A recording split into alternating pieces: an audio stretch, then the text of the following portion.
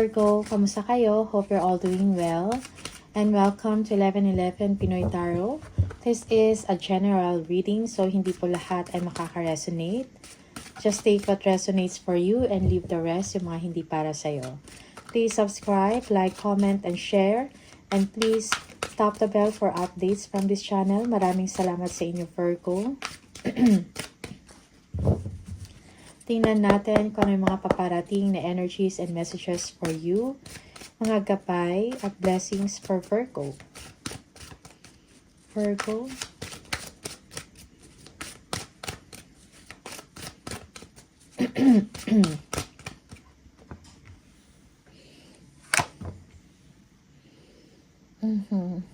Parang hindi kayo kampante sa inyong sitwasyon ngayon or sa inyong kalagayan.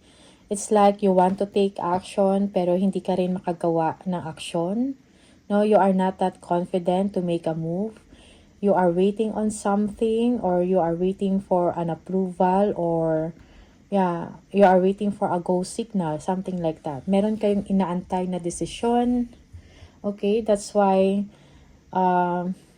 that's why parang hindi din kayo makagawa ng action ng inyo. Okay?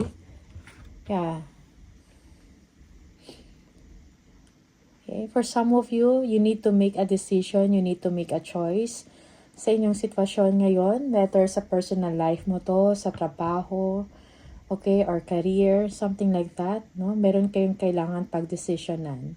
For some of you, it's taking time for you to make a decision, no? Parang meron kayong pinag-iisipan or you are pretending or pinagpapaliban mo, no? Yung isang pinagpapaliban mo na gumawa ng action or decision. Okay?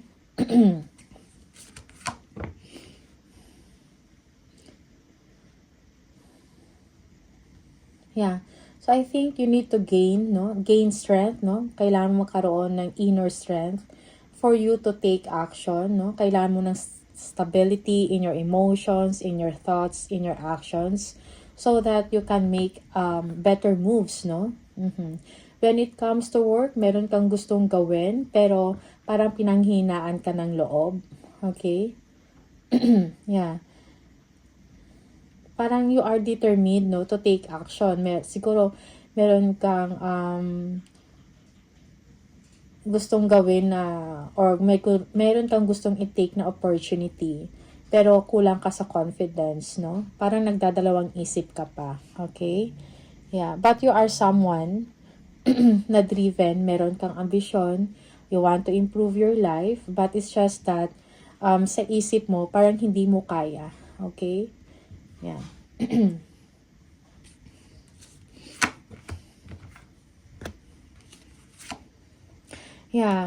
You're not sure if you're going to be successful, no, sa mga gusto mong gawin, sa mga steps or action na gagawin mo. Okay? You're not sure of that. You want fulfillment, no? Gusto mong sundin, no, kung ano yung pangarap mo. But then, may mga kailangan kang i-consider, hindi lang yung sarili mo. Okay?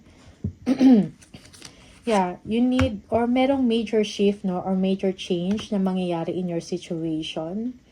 Or meron kang sudden or information na na para bang yayanig, no? Magyayanig ng inyong foundation. Kumbaga, ang inyong paniniwala, ang inyong mindset, ang inyong prinsipyo. Okay? Merong deception dito, merong pagtatago, paglilihim, okay? Or pangloloko in the situation.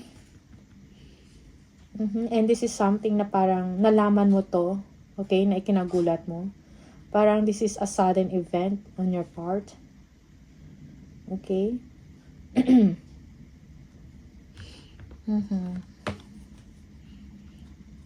But kung ano man yung mga nangyayari, no, sa inyong sitwasyon, okay, you need to remain confident, okay, and move forward with your business, no, or sa trabaho mo, okay?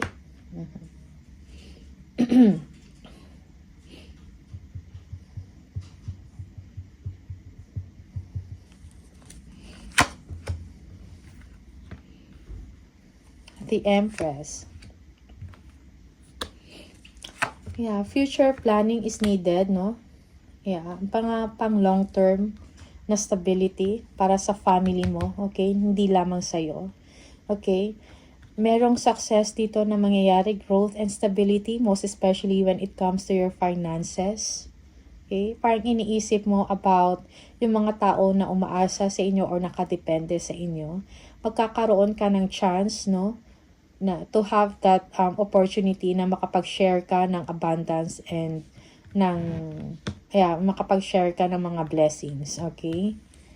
For some of you, you are missing someone or or maybe there is forgiveness and healing in the situation. Kung ano man tong sudden, no, na mga information na nabahala ka or na nagulat ka, something like that, parang nagkaroon na ng kaliwanagan, meron ng healing and forgiveness dito.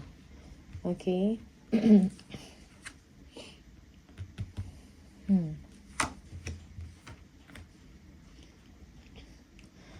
Yeah, you want improvement in your life, most especially when it comes to your money or when it comes to your finances. That is why you are holding on tight to your money. Okay? Yeah, you are being overcautious, no, with your spending habits. Okay? Now, it's like you are clearing away all things that no longer serve you. Para nakafocus ka na ngayon sa inyong goal, sa inyong dinidesire, sa inyong target, or sa inyong pangarap. Okay? Meron kang gustong gawin. So, I think you need to move forward kung ano man yung mga plans ninyo. Communicate what you want. Yeah, communicate, kung anong gusto mong mangyari. Okay?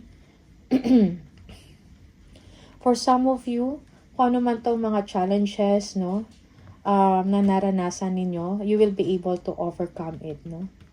Yeah. There will be a new way of seeing life for you. Okay?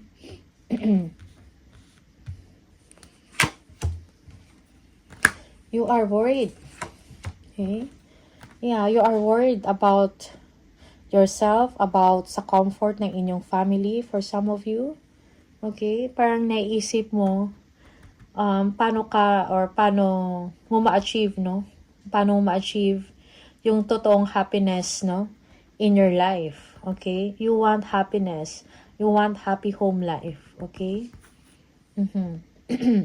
Yeah, for some of you, merong maganda or great abundance that will come to you, Virgo. Yes. Merong travel dito. For some of you, you will take that chance or you will take the risk of working abroad, no? Yeah. Parang willing kang gawin, no? Kung ano yung available na opportunity para sa family mo, okay? Kasi gusto mo ng kaluwagan in your situation. Okay? Gusto mo mabigyan ng comfort yung family mo, okay? Yeah. Maybe this is something na talagang magbibigay sa inyo ng happiness. To have your own, no? To be independent or financially independent.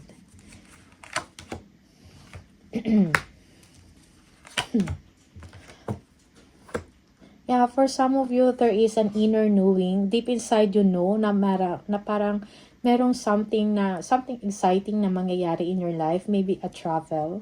Okay? Merong planning, no? Yeah. Merong planning dito. Maybe there will be a collaboration na mangyayari. Okay? This is travel for some of you.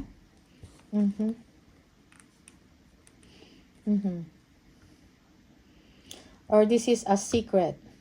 You are planning secretly to travel or to take a new or to move a new direction, no? Yeah. You've been thinking about this all the time, no? Parang ito lagi din yung nasa isip mo. Yeah. You're thinking about the security, no? Of your family, stability and financial security. Okay?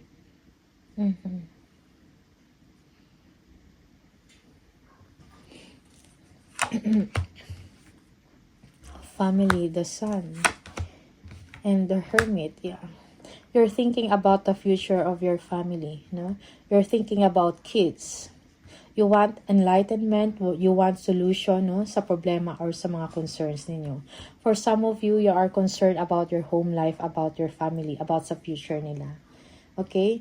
Yung iba sa inyo, you are taking or mayroong introspection, no? Nagsisiyasat ka kung ano yung mga pwede ninyong gawin na makatulong kayo. Okay? Pinag-iisipan mo about traveling or working abroad, no? Parang sa isip mo, parang ito yung solusyon, no? Para mabigyan mo ng kaginhawaan yung buhay mo or yung buhay ng pamilya mo. Okay?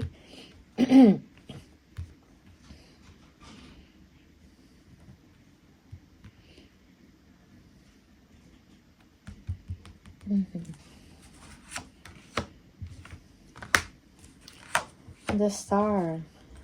Okay. Yeah, for some of you, meron healing in the situation. Okay? Parang you are guided, no? You are protected from misfortune here, no? Merong changes dito. Merong commitment and stability. Okay? For some of you, if you are single, okay, you're thinking about marriage, about partnership, you're thinking about having a child or magkaroon ng sarili mong pamilya. Okay? Yeah. You have a guiding star, no? Na parang nagka-guide sa inyo na ito yung path mo na dapat mong tahakin. Okay?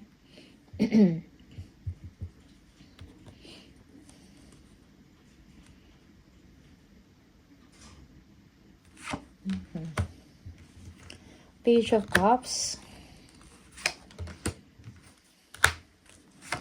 There is someone, siguro an offer, no? Okay. An opportunity, no, na makapagbigay sa inyo ng success over money. Okay? Or maybe this is a new relationship, no? For you. Maybe there is someone here, no, na parang gustong magkapamilya or gusto kang magkaanak. Okay? But yung sa'yo, you are defensive, parang defensive ka pa dito or pinag-iisipan mo pa ng mabuti. Okay?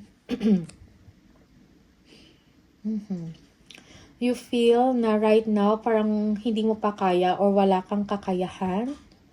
Okay? That's why parang protective ka pa or defensive. Kung ano man to, like maybe an opportunity. Okay? Or someone na gustong i-express or gusto magkaroon ng relasyon sa inyo, parang protective ka pa, okay, or defensive, because you feel that you are not capable of this yet, okay? Parang nakafocus ka pa financially. Merong healing, no, in your situation, okay? You are moving towards calmer waters. For some of you, you are left out, you feel that you are left out in the cold, no? That's why parang defensive ka ngayon. Merong gustong makipag-usap sa inyo. But again, merong pride dito.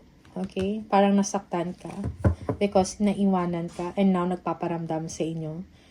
Okay? Merong movement, merong change dito sa inyo. You are, merong movement na mangyayari dito. Okay? Determination to move forward. Determination to be determination na maka-achieve ka ng something, no, para sa sarili mo. Okay? Yeah. Parang yung isip mo ngayon is about success and victory. You know what is right, you know what is wrong, you are very courageous, nagkakaroon ka ng willpower, no, and discipline para makaahon ka at maka-move forward ka from a situation, no? Okay. From a difficult situation.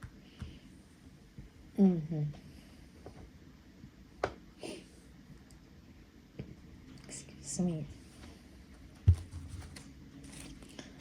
Okay. Six of Pentacles. Yeah. May news, no, about money. For some of you, you will be receiving a money, a gift, no, or attention for some of you. Okay. Yeah. You are looking forward for a brighter future, no? Merong abundance and prosperity, no? Merong magandang mangyayari sa inyo. a new partnership, okay? Yeah. For some of you, matatanggap ka kung meron kang ina-applyan na trabaho, you will be accepted, okay? Yeah. So, merong bagong contract, bagong company dito, okay? Merong ending and new beginning, a fresh or a new start for you, okay? Yeah, so things will be better now, no? Para sa inyo, Virgo. Okay, malalagpasan mo to kung ano man tong paghihirap na to, sacrifices, sufferings, or difficulties, no? Malalagpasan mo ito, no? There will be a new beginning for you, okay?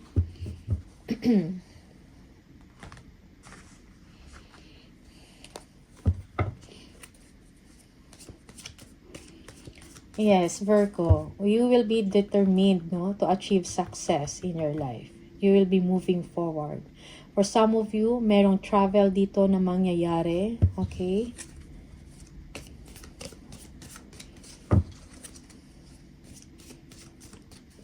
Victory, achievement for Virgo, please.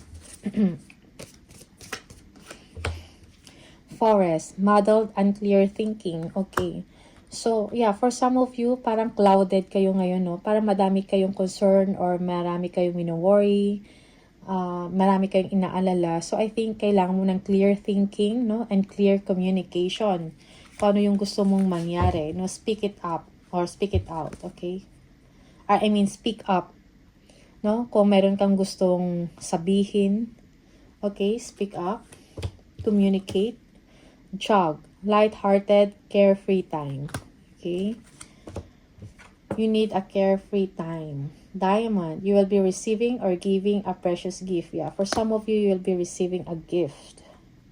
Attention or time or money for some of you. Okay? Something that is precious to you. Merong throne, position of authority. Okay? For some of you, merong upgrade, no, of your situation or sa isang trabaho, no? May magandang change. Level up, merong promotion. Okay? Boot. Increase your efforts if you want to achieve your goals. Okay? So, increase your efforts. Kailangan magsipag, no? Kung meron kang gustong i-achieve or maabot, kailangan ng sipag. Okay? Yeah, kailangan din ng action.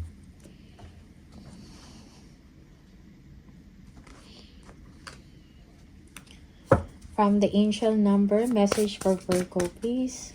Virgo.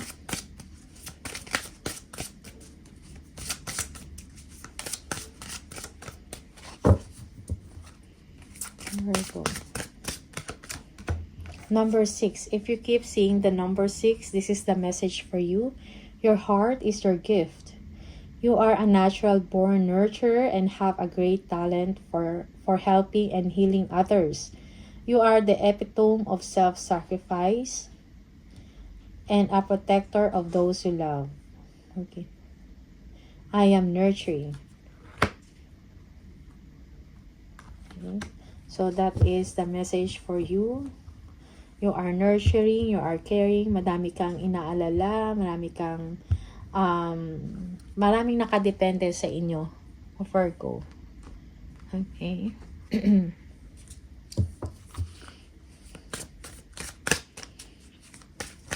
Virgo.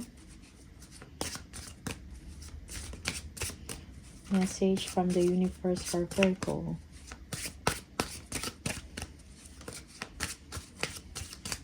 Okay. You need to ignore what everyone else is doing and achieving. Your life is about breaking your own limits and outgrowing yourself to live your best life. You are not in competition with anyone else. Plan to outdo your past, not other people. Okay? So, do not compete with others. Instead, i-compete mo, no? Parang i-challenge mo ang inyong sarili. Okay? Yeah.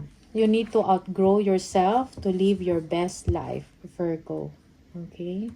Yeah. Huwag mong i-compare yung sarili mo sa achievement ng ibang tao or kung anong meron sila. Because you have your own, no? Planuhin mo ang future mo, yung development ng sarili mo, okay? So, don't think about others. So that's the message for you, Virgo. All the best. Maraming salamat sa inyo and see you on the next video. Bye!